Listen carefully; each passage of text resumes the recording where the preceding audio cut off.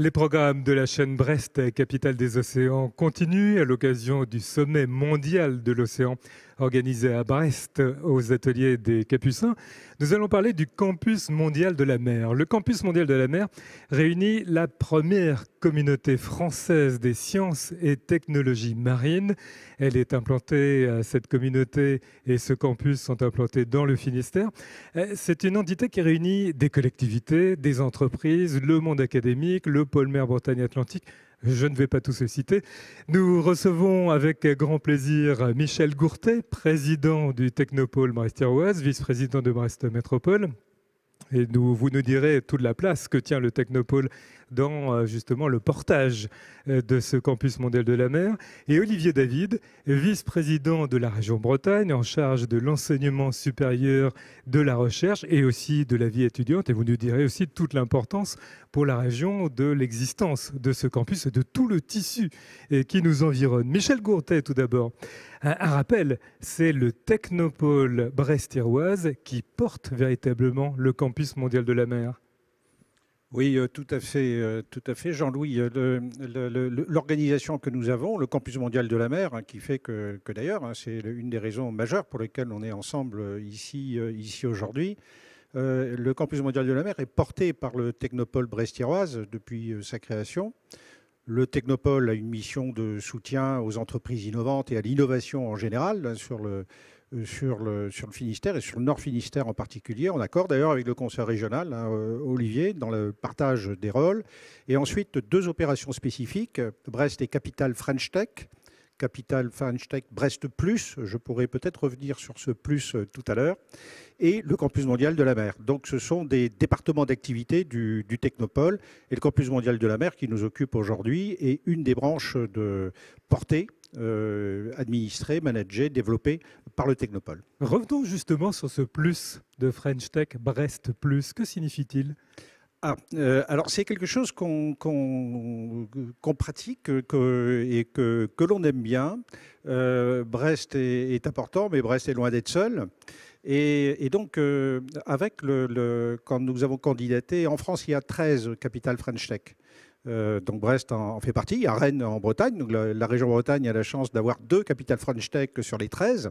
Donc ce qui montre le poids de la technologie et les activités technologiques dans l'économie bretonne.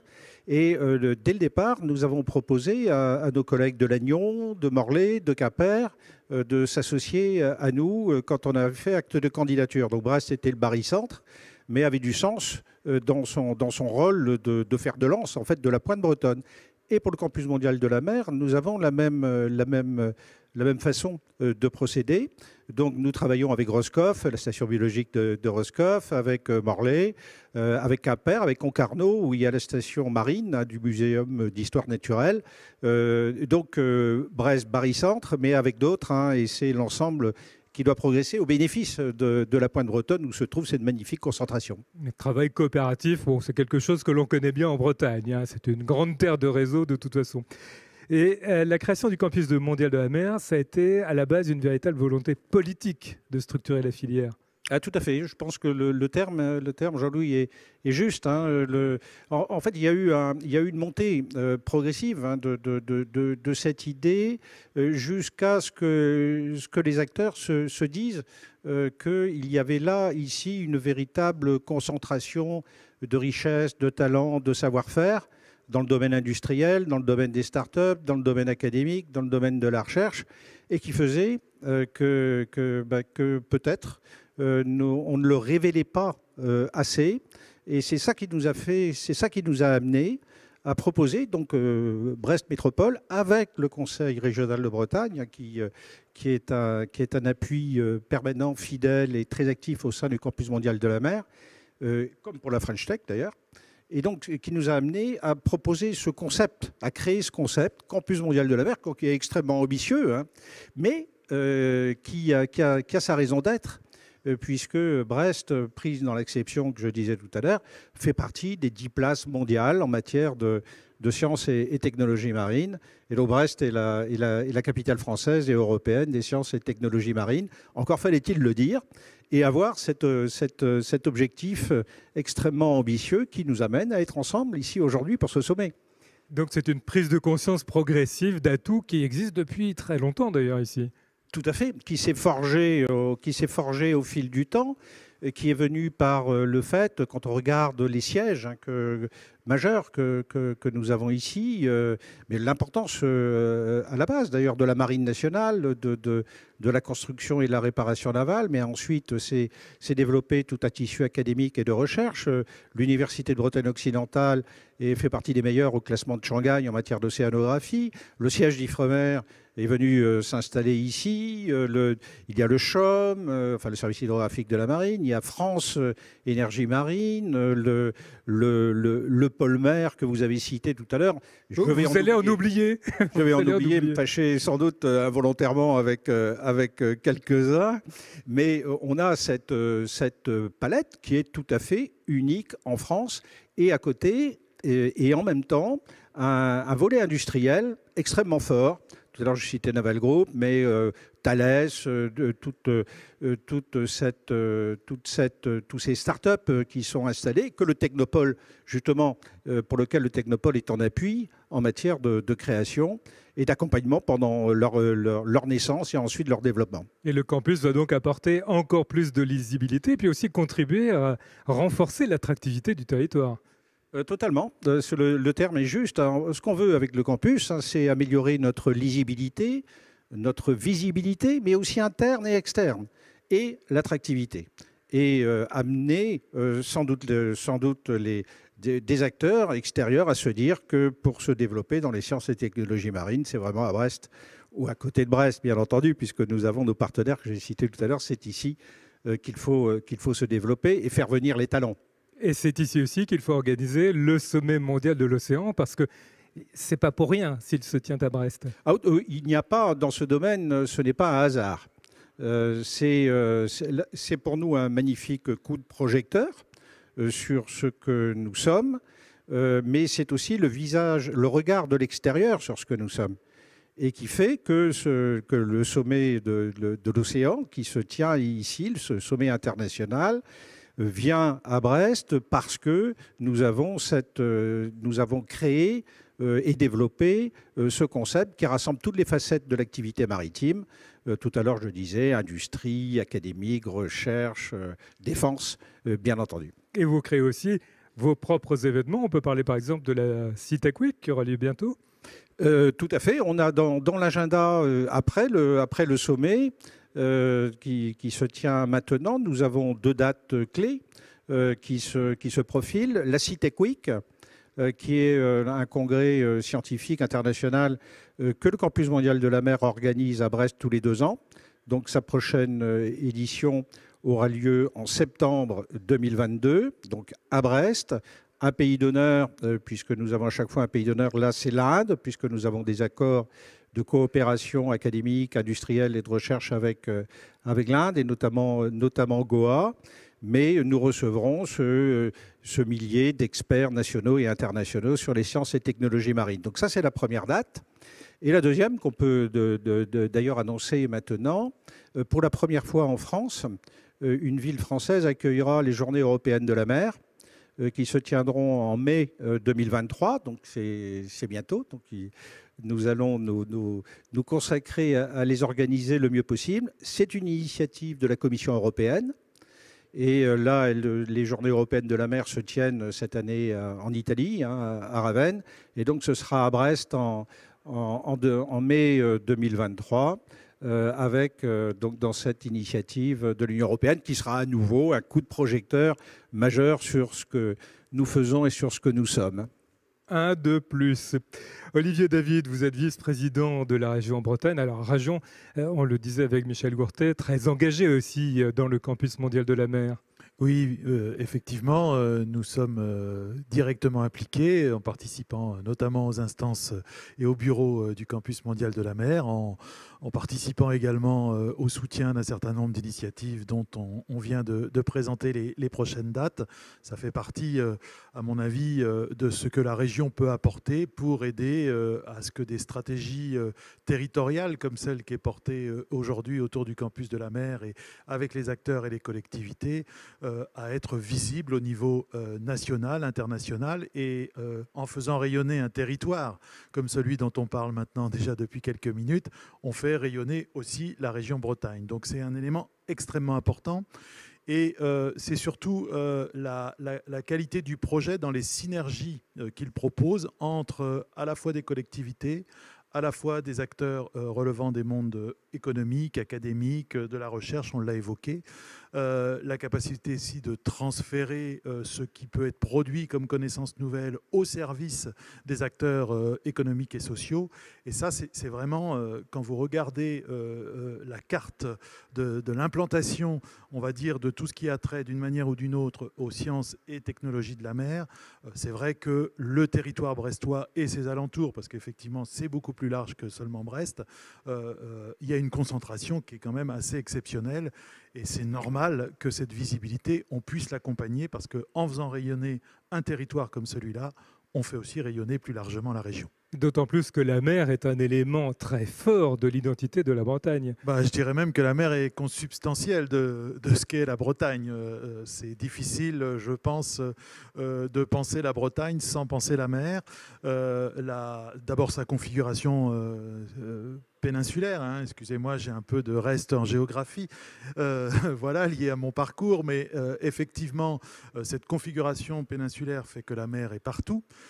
La mer est aussi un élément déterminant de l'ambiance climatique qui est celle de la région. Je veux dire, la douceur de son climat, malgré les problématiques auxquelles on est confronté aujourd'hui avec le réchauffement climatique, fait que c'est quand même un climat particulier qui est directement lié à la mer. Et surtout, cette mer est aussi source de développement d'un certain nombre d'activités. Les activités liées à l'exploitation de la mer en tant que telle, bien sûr, pêche, aquaculture, je ne vais pas rentrer dans les détails, mais aussi toutes les activités induites. Et celles-là, elles sont extrêmement nombreuses. On a parlé des industries navales, des industries de la mer, l'agroalimentaire. Je pourrais multiplier à l'envi ces éléments-là.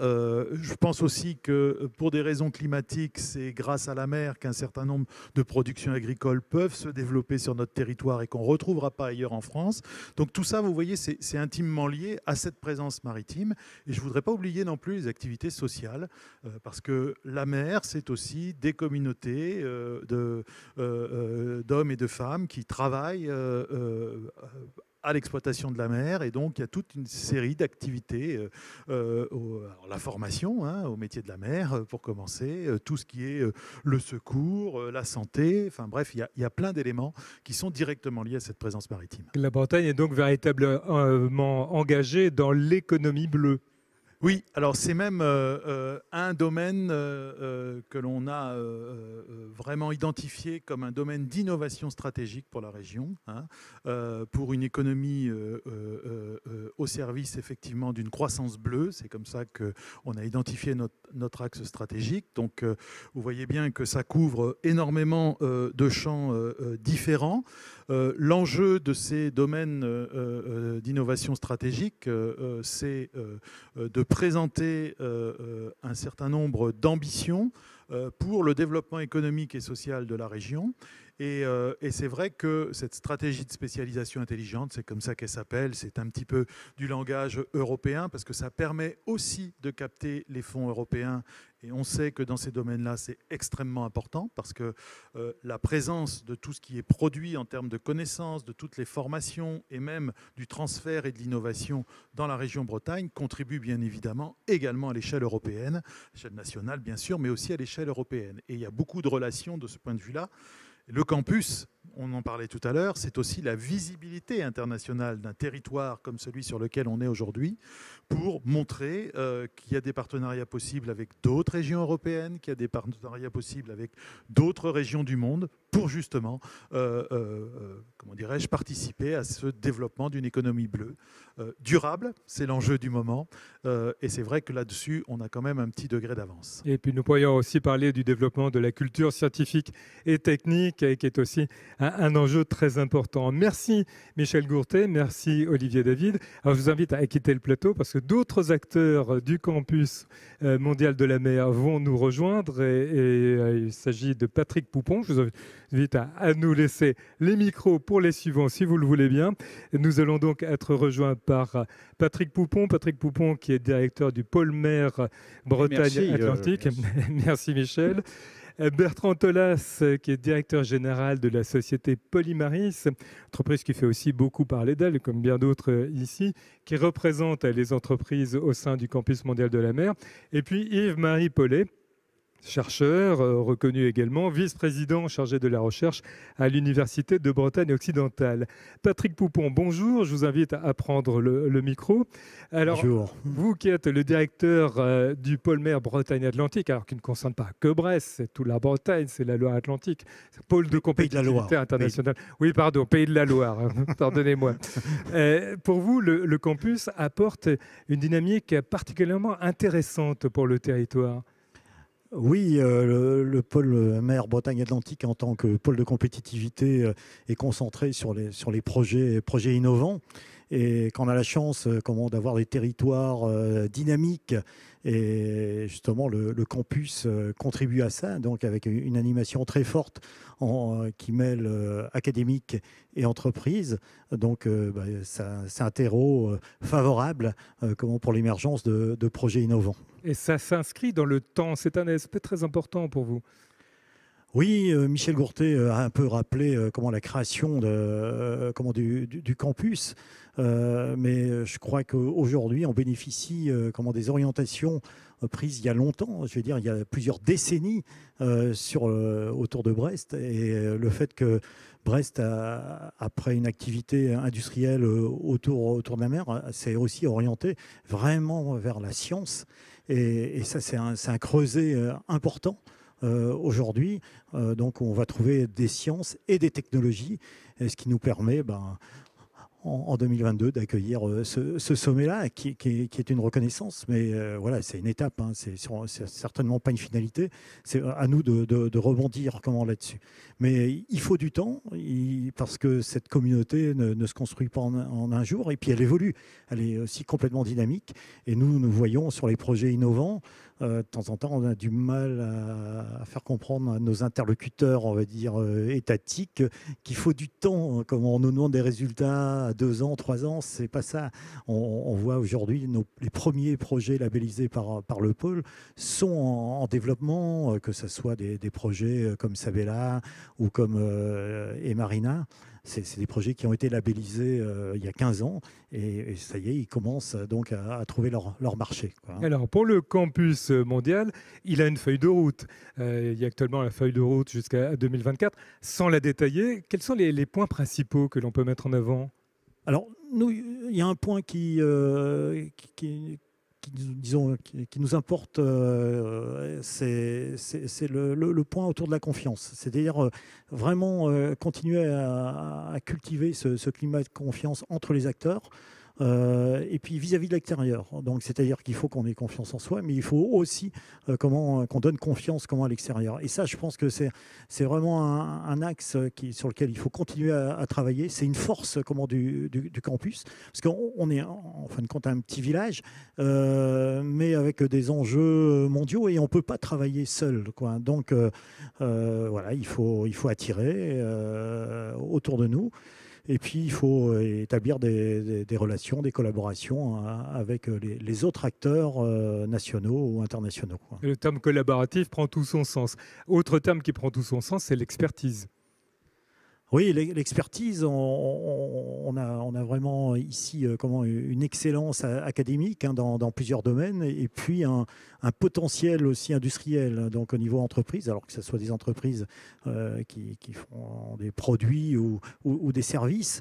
il y a vraiment un gros savoir-faire. Et les deux sont entremêlés sans vivre pour autant en autarcie. C'est-à-dire que il faut, bien sûr, il faut que les activités de recherche soient reconnues à l'extérieur, et il faut aussi que les entreprises puissent aller chercher des compétences à l'extérieur. Mais il y a quand même disons un creuset entre chercheurs et entrepreneurs ici qui est vraiment intéressant autour des sciences et technologies marines. Vous pourriez citer beaucoup d'exemples. Attachons-nous par exemple à l'acoustique.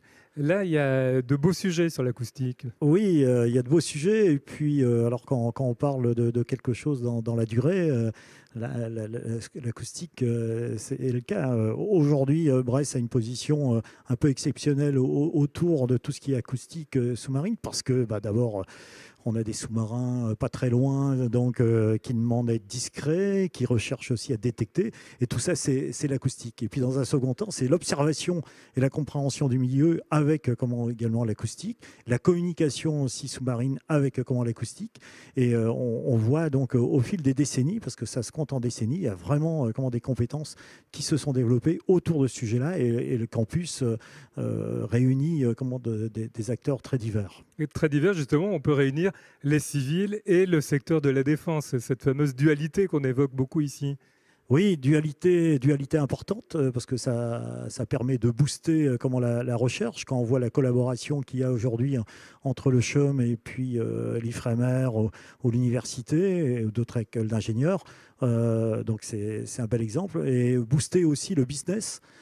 Sur certains marchés, le civil ne suffit pas, ou le militaire ne suffit pas. Et par contre, quand on a la chance d'accéder aux deux, ça permet d'être viable économiquement. Parce que l'idée, c'est aussi de développer l'emploi, le maintenir, le développer, d'aller vers de nouveaux métiers.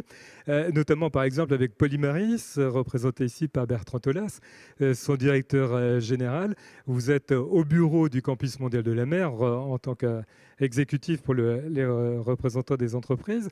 Et le Campus mondial de la mer, pour vous, constitue un maillage particulièrement intéressant. Alors oui, c'est comme je disais, c'est qu'en fait aujourd'hui, on a souvent ce problème, c'est que nous, les entreprises, on a beaucoup de mal à créer du maillage avec les instituts publics. Je ne sais pas si c'est génétique ou si c'est... Voilà.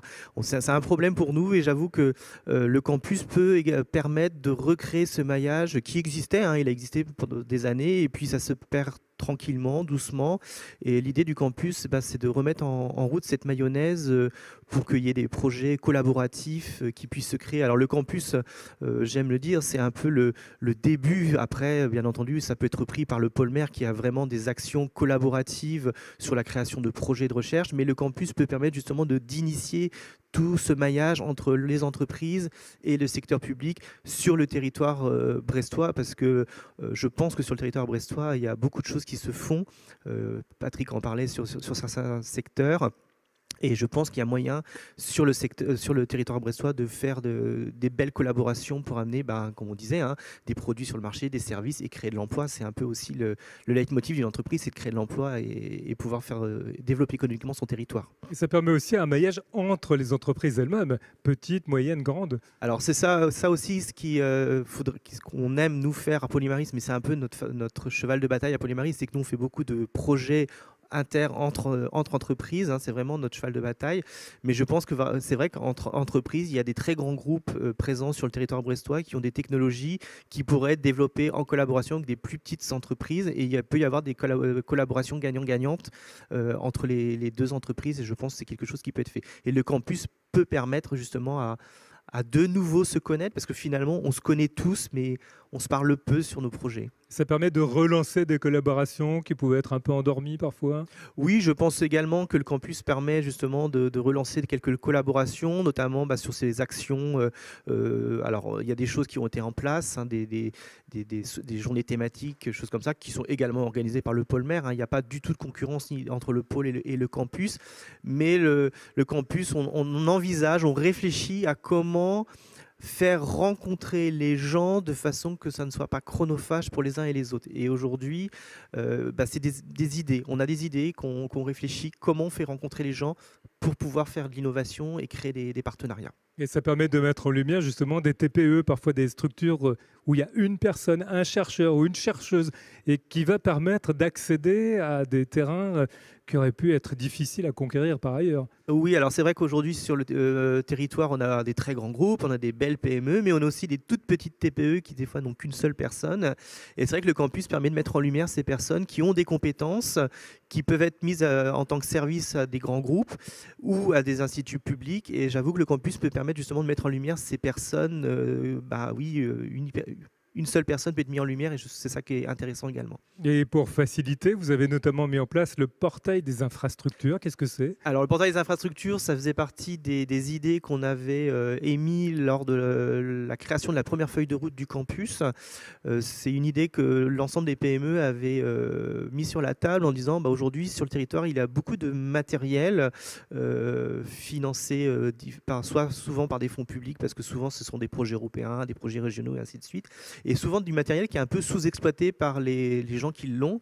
Et des fois, des TPE ont besoin de faire certaines analyses, notamment, et n'ont pas les moyens d'acheter cette machine. Et l'avantage, c'est que ce portail permet de mettre en lumière l'ensemble du matériel sous-exploité sur le territoire brestois qui peut être mis à disposition. Alors, moyennant partenariat, contrat, peu importe, mais peut être mis à disposition d'entreprises qui peut diminuer leurs coûts pour continuer d'avancer sur leur projet. Mutualisation, collaboration, coopération, on est dans une belle dynamique qui se retrouve évidemment naturellement avec les scientifiques. Yves-Marie Paulet, vous êtes vice-président maire à l'Université de Bretagne occidentale, entre autres titres, je ne vais pas tous les donner. Le campus mondial de la mer, finalement c'était une évidence, mais il fallait quand même le mettre en place. Oui, je crois qu'il y a une histoire, tout ça n'est pas né en un jour. Il y a des rapprochements, il y a eu l'Europôle Mer, il y a eu effectivement la création du pôle de compétitivité. On a des briques qui se mettaient en place, des relations étroites entre les sciences académiques de Brest et celles de Roscoff et celles de Concarneau. Donc une cristallisation finalement qui a mis une vingtaine d'années à aboutir, mais qui est aujourd'hui ce campus qui est, je crois que c'est important à dire, une communauté humaine. Et je pense que c'est quelque chose de très important parce qu'en fait, depuis l'animateur de base, entre guillemets, avec tout le respect que je leur dois, mais d'Océanopolis jusqu'au directeur d'une école ou d'un institut ou un président d'université, il y a une passion commune pour la mer. Et ça, je crois que c'est quelque chose c'est une chance. Il n'y a pas tellement d'objets naturels qui concentrent autant de diversité, autant de secteurs et autant de disciplines. En fait. La mer n'est pas une discipline.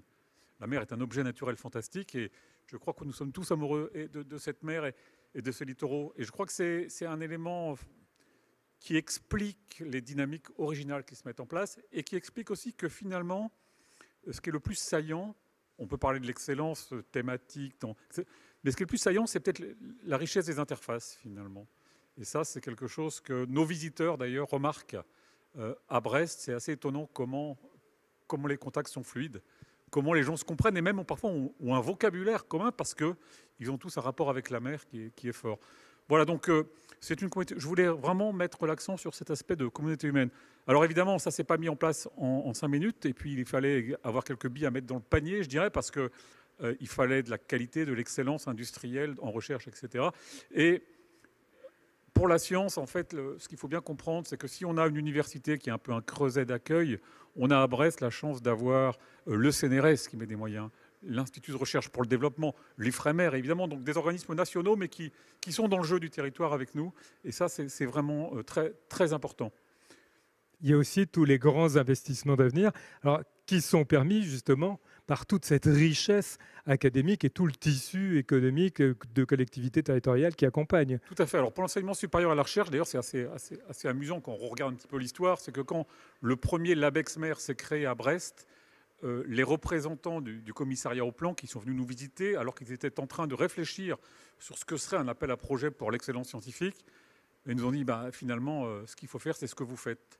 Et donc, quand l'appel à projet est sorti pour le premier LabEx, on a eu une assez grande facilité à s'y mettre. Et depuis, donc, on sait qu'aujourd'hui, il y a une entité très importante qui réunit l'enseignement supérieur et la recherche, qui s'appelle ISBLU, l'école universitaire de recherche pour la mer, et qui est une exception dans le paysage français, mais même européen. Il y a très peu d'endroits où on arrive à mettre ensemble autant de compétences scientifiques dans l'interdisciplinarité. Je répète que c'est un point extrêmement fort. Dans ISBLUE, il y a des juristes, il y a des économistes, il y a des géophysiciens, il y a des physiciens, il y a des biologistes. Hein. Ils sont tous là autour de l'objet. Grâce notamment donc à l'Université de Bretagne occidentale. L'université, c'est l'enracinement territorial. Et quand une université fait des choix, clairement, il y a maintenant une bonne dizaine d'années, a décidé de mettre la mer au cœur de sa stratégie. Évidemment, ça permet beaucoup de choses. Il faut bien comprendre que la structuration nationale depuis... Alors, c'est pas très français, mais depuis une vingtaine d'années, c'est devenu progressivement français. C'est l'université qui doit être au centre du jeu, qui doit accueillir. Eh bien, c'est ce qu'on fait. Toutes les unités de recherche de notre université sont mixtes avec l'IFREMER, l'IRD, le CNRS, éventuellement d'autres. Et avec toute la compétence, la richesse humaine, les outils, les moyens qui permettent de participer aujourd'hui à ce sommet mondial de l'océan et de contribuer à apporter des réponses pour l'avenir. Complètement. Je pense qu'on est sur la carte du monde de la connaissance pour les océans. Brest est sur la carte du monde et profitons-en pour parler de la mer aujourd'hui et d'être là au cœur du sommet. Peut-être un point pour bien montrer comme nous sommes légitimes. Il faut comprendre que nos ministères et l'organisation internationale a demandé à ce que les jeunes scientifiques, les futurs décideurs et les futurs organisateurs de l'océan soient présents au cœur du sommet. Et donc, à l'initiative, sur commande, je dirais, de nos ministères, mais à l'initiative de l'UBO, un réseau donc partant de Brest, englobant les universités marines françaises, les universités européennes et les universités mondiales, un réseau d'étudiants a planché, a travaillé et présente aujourd'hui dans chacun des ateliers du sommet des revendications, des attentes de la jeunesse pour les océans. Et c'est très encourageant.